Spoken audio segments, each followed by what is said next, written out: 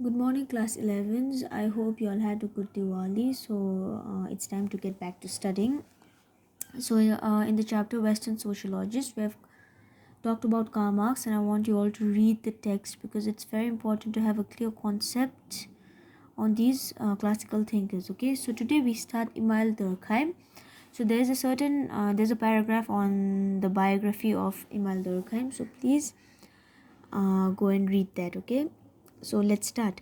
Durkheim can be considered as the founder of sociology as an academic discipline, as he was the first to become a professor of sociology in Paris in the year 1913. So Durkheim, so earlier sociology was just a way of doing things. There was no like subject. It was not studied as a subject, but um it was Durkheim who can be considered as the founder as an academic discipline, as a subject to be studied, because he was the first to become the professor of sociology in Paris in the year 1913. So Durkheim, he sees society as a social fact which is superior than the individual. It exerts pressure on the individuals to conform to the norms and expectations of the group. So social fact is an important concept of Durkheim.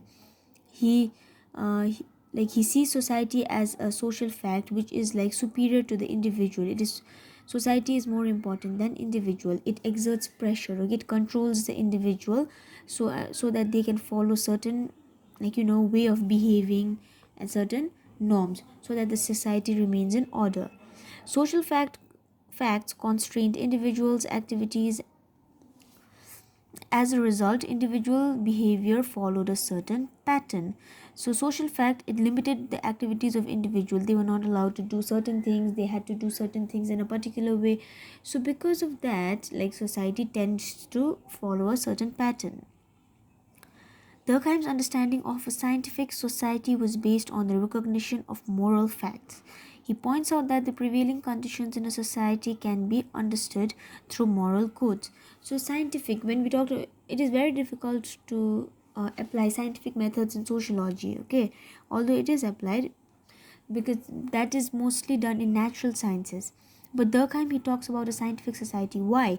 Because he's saying that the activities of individual, okay, it or the behavior and the type of society that is prevailing in a certain point of time can be understood through the moral codes and moral facts that is shaping and limiting and constraining the activities of the members of the society.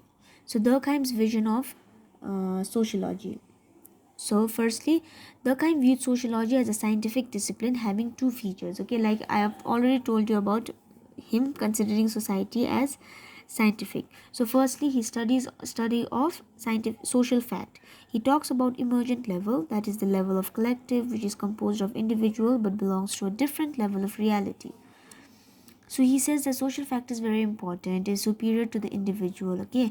And then he talks about an emergent level where the collective, okay, the group of individual is more important, or it overshadows the single individual. Like, for example, institutions like family, religion, friendship, it can only exist as a collective. So you cannot form a family alone, or you cannot, even for a religion to be legit, okay, to for it to be legitimized, it requires the belief of a large number of people. So he talks about the level of collective or the emergent level, okay? And it is due to the activities of the emergent level that is how we can understand the type of, like, because of the moral codes or the social facts, we can understand the type of society is prevailing at a particular point of time, because the behavior of individuals are patterned. So, Durkheim viewed sociology as an empirical discipline. So he empirical discipline as in empirical meaning something which can be observed, which something which can we can actually experience, something we can verify. Okay, he says that sociology is something like that. This is difficult to claim, as social phenomena by nature are abstract. So social phenomena, it is abstract, meaning it exists in thought, okay? It is not concrete, but it exists in thought or as ideas, okay? And social phenomena, it does not exist, I mean, like, you cannot touch it or you cannot see it, but I mean, like, yeah, you cannot touch it, okay, but then it exists and you have a notion about it, you know what it is, okay. But then he's saying that it is an empirical discipline, we can actually experience it. So why is he saying that? However, social facts could be directly observed through patterns of behavior.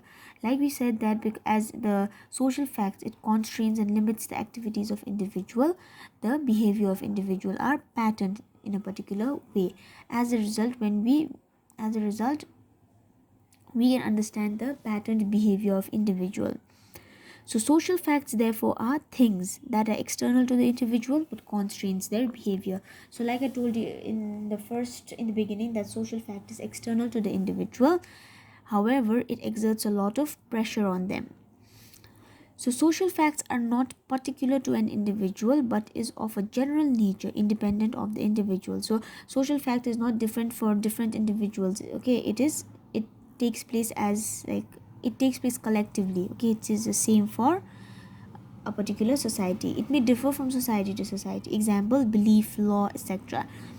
So law, it governs individual. There are certain beliefs that you cannot deny. So that is all of that is social facts. So next point is Durkheim's division of labor.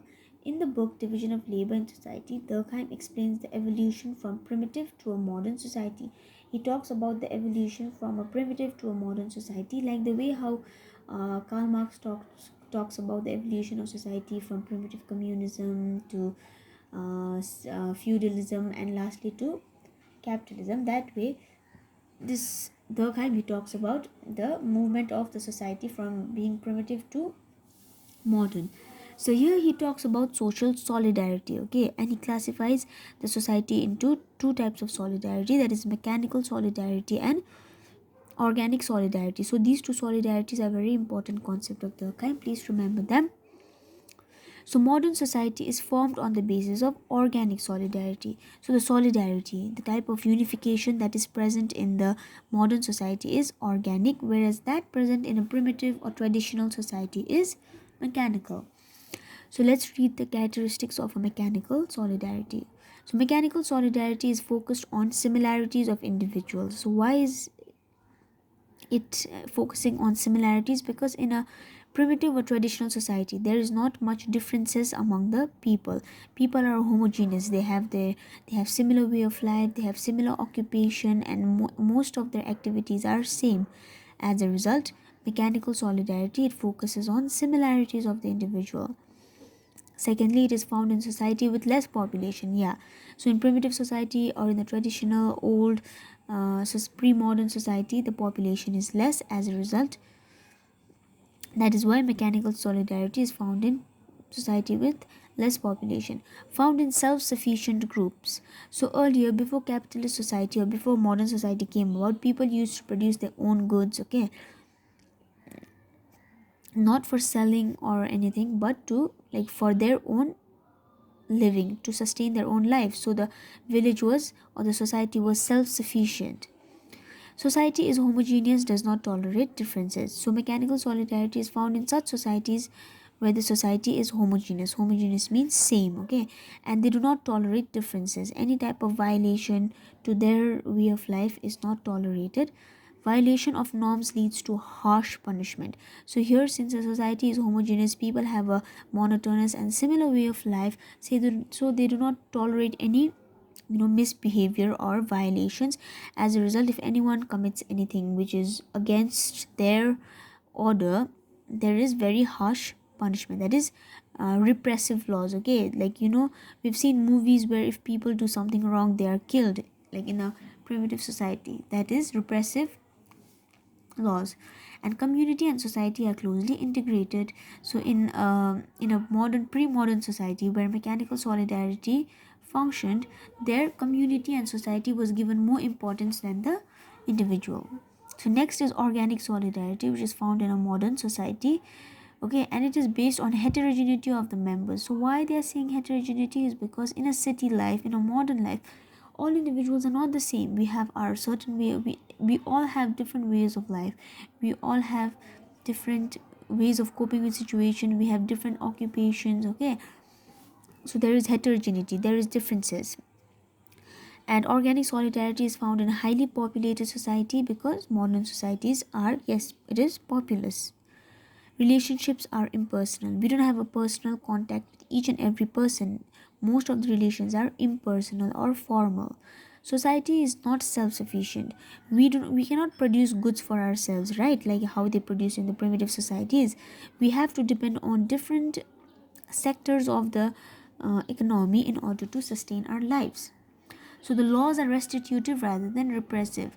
So in comparison to the primitive society, here the laws are restitutive. It means that individuals are, if somebody below 18 years they commit a crime, that is juvenile, right? So they are not killed or something. They are sent for, like, re-socialization. And then even in jail, people are not like beaten all the time, or they're not straight away killed. They are taught things so that they can divert their mind, they can be a better individual, they can get they can give up on their bad activities.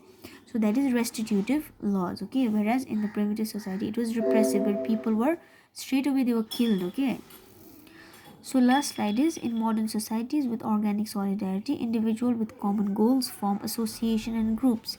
Yes, like you have seen in cities, there are different clubs, different groups that come together, okay, for certain cause or for certain uh, entertainment purpose. Like there are cricket clubs, book clubs, and then there are associations which come together for, like, for the betterment of environment, or for the upliftment of women, or for the upliftment of small children, okay? All of these associations are formed.